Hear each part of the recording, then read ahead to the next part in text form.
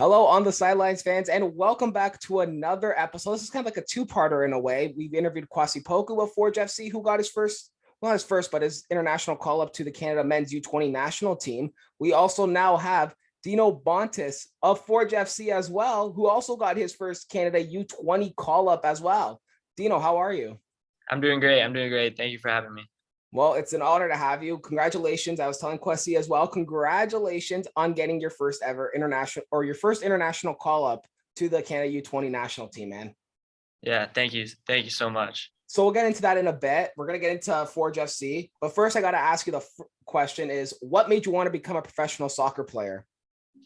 Well, I've obviously played soccer my whole life. It's always been around me since even before I could remember anything. My dad and my brother blasted shots at me in the basement of my house, and soccer is just the thing that surrounded my life for my whole life practically. And I guess that my dream as a kid has always been to become a professional soccer player, and that was just a major goal of mine.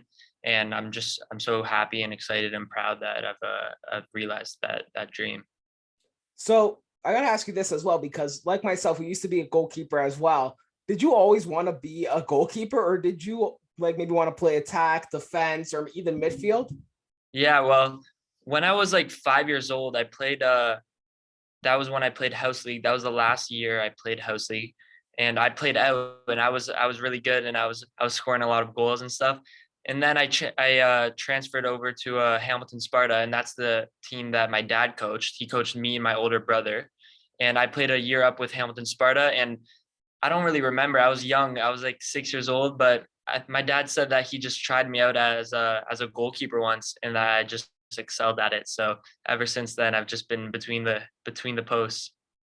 Were there any goalkeepers that you watched that maybe you took notes on and maybe added to your own game as well? Like maybe guys like Gianluigi Buffon, Ter Stegen, Neuer. Yeah, I'm trying to name a list of goalies. I don't even know who. The list just goes on of the names that go in my head. yeah. Iker Casillas. Like, Mhm. was there anybody there that you watched? Or Yeah, definitely. Neuer and Casillas were two big ones for me.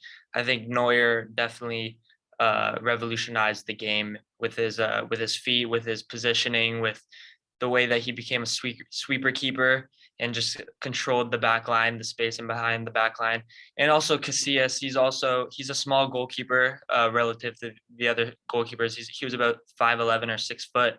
So I think his size just shows a lot about how you don't need to be 6'5" to be a great goalkeeper. You can excel in different aspects of the position and be at the top of the world game. so you like Kwasi played for Toronto FC Academy, and when you signed with Forge FC, were there any differences you found between playing for the academy and coming up to Forge FC during training and that stuff that you found were just maybe just differences in a way between the two way the style of play was between these two clubs? Yeah, there are some differences. I played with my own age or just maybe a year older than me with Quasi, as he's an '03 and I'm an '04. So in at TFC Academy, I used to play with my own age of players. So obviously coming to Forge, the difference is there's a lot of older players, there's a lot of veteran players, so they have a lot of experience. But I really like that. I think that they can teach me a lot about the game that I maybe wouldn't have learned about by playing against players my age. Was there anybody that reached out to you on Forge and welcomed you to the team, or anybody even at training that just said, "Hey, welcome to the team. We're so happy to have you," and that stuff?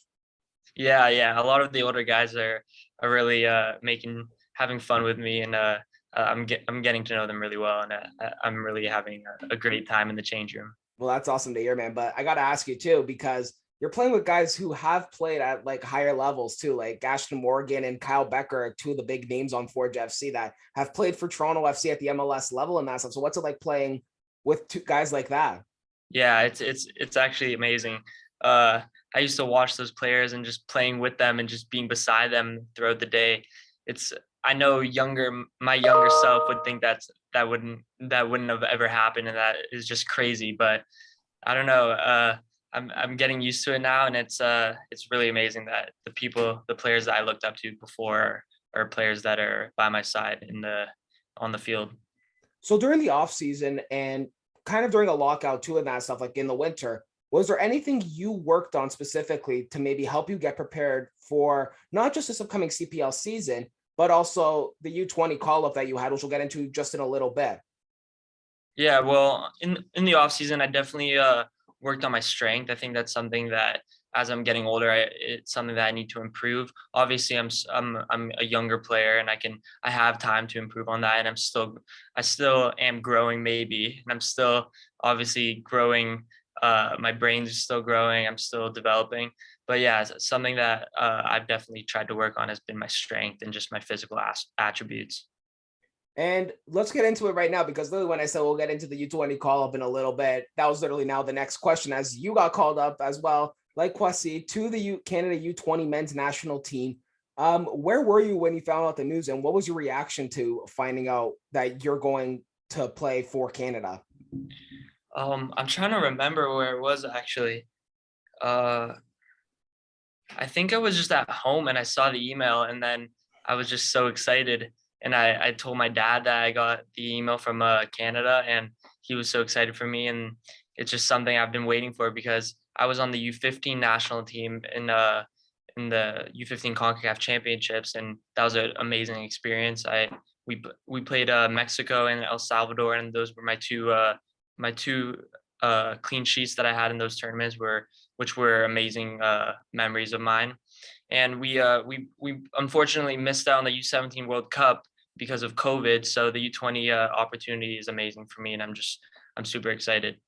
Well, congratulations again to both you and Kwasi for making the U20 national team. It must be a big honor, obviously, to represent your country, especially for you, considering that you were there at, like you said, the U15 level and that stuff. Must be a huge honor still, and must be a huge, huge thing going through your head right now when you go to Costa Rica. Yeah, definitely. So let me ask you this. Speaking of what's going through your head, what is going on through your head as you guys get prepared to leave for Costa Rica and get set to play? Like, there must be some stuff going through your head, maybe like nervousness, excitement. Just what is it going through your head?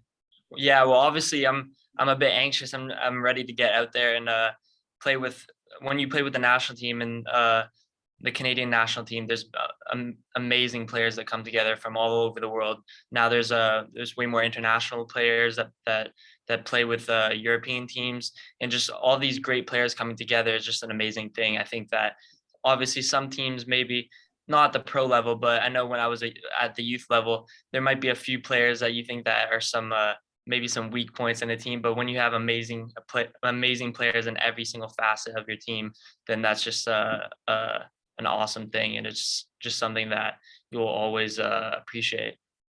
And my last question for you, Dino, is what are some pieces of advice you can give to younger kids who want to follow in your footsteps and play at the CPL season, at the academy level, and also at the men's national team level, or like the U20 national level or the U15 level? Well, one thing I would tell younger kids is that if you have a goal, if you have a dream, then you shouldn't let anyone else's opinions affect that. If you really want to do something, you should push and strive to do that.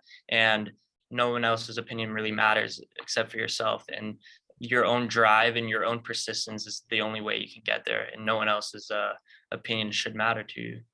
And let's just take this one in too as the last question too. What about if they want to be a goalkeeper, just like you, playing at the CPL level or at the national level? Well, if you want to be a goalkeeper, you definitely just don't be scared of the ball, and that's probably the one thing. Yeah, goalkeeper is a great position, and I think that if you're not scared of a ball coming at you at 100 miles an hour, then it's a great position for you to be at. Absolutely. Well, Dino, thank you so much for joining me today as well. Really appreciate talking to you as well. Hopefully, good luck as you and Kwasi get set to go over to Costa Rica and get ready to play and in the U20 Canada men's national team level. Thank you so much. Guys, Dino Bontis of Forge FC goalkeeper, who also, like Kwasi, got his first international, well, not his first international call-up, his first ever U20 international call-up for the Canada men's national team. I'm Cameron Capobianco, and we'll see you guys next time.